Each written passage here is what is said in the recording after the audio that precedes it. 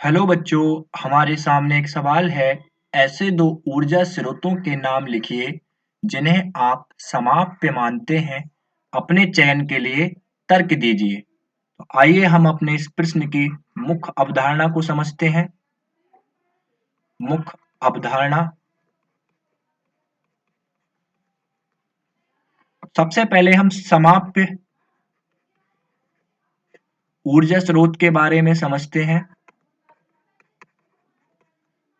वे ऊर्जा स्रोत जो खत्म हो सकते हैं या समाप्त हो सकते हैं, उन्हें समाप्य ऊर्जा स्रोत कहते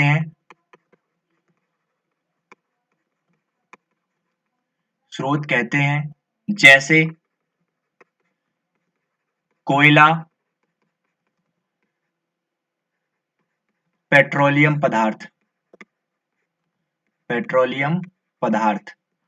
अब हम अपने प्रश्न की ओर आते हैं। हमें दो ऊर्जा स्रोतों के नाम लिखिए जिन्हें आप समाप्य मानते हैं और हमें अपने चयन के लिए तर्क देना है। तो हमने पहला माना कोयला। कोयला एक समाप्य ईंधन है, मतलब आने वाले वर्षों में कोयला समाप्त हो जाएगा पृथ्वी से। अगर हम कोयले का लगातार उपयोग करते रहें तो आने वाले वर्षों में कोयला समाप्त हो जाएगा।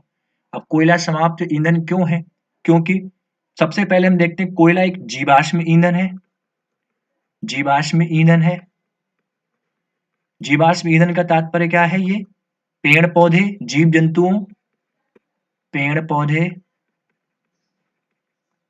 जीव जंतु, जीव जंतु के अवशेष से बनता है। तो कोयला कैसा हो गया? अपना जीवाश्म ईंधन हो गया। ठीक है। अब कोयले को इसे बनने में लाखों करोड़ों वर्षों का समय लगता है। वर्षों का समय लगता है। अब अगर कोयला पृथ्वी पर दोबारा से बनेगा तो उसके लिए लाखों करोड़ों वर्षों का समय लगेगा। परंतु अगर हम कोयला को लगातार उपयोग करते रहें तो आने वाले कुछ ही वर्षों में परंतु कोयला आने वाले कुछ ही वर्षों में समाप्त हो जाएगा। अतः कोयला क्या है? कोयला एक समाप्त ईंधन है। अब हम देखते हैं दूसरा अपना पेट्रोलियम पदार्थ की ओर।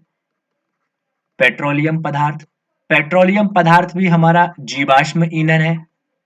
जीवाश्म ईंधन का तात्पर्य पेड़ पौधे, जीव जंतु इत्यादि के जीवाश्म ईंधन है।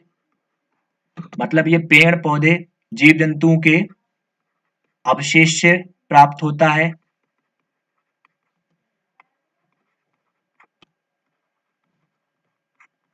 जीव जंतु के अवशेष से प्राप्त होता है। इसे बनने में भी लाखों करोड़ों वर्षों का समय लगता है।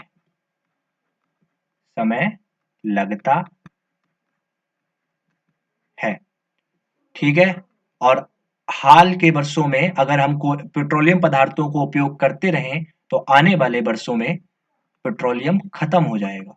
आने वाले वर्षों में पेट्रोलियम समाप्त हो जाएगा। आशा करता हूं आपको उत्तर समझ में आया होगा। धन्यवाद।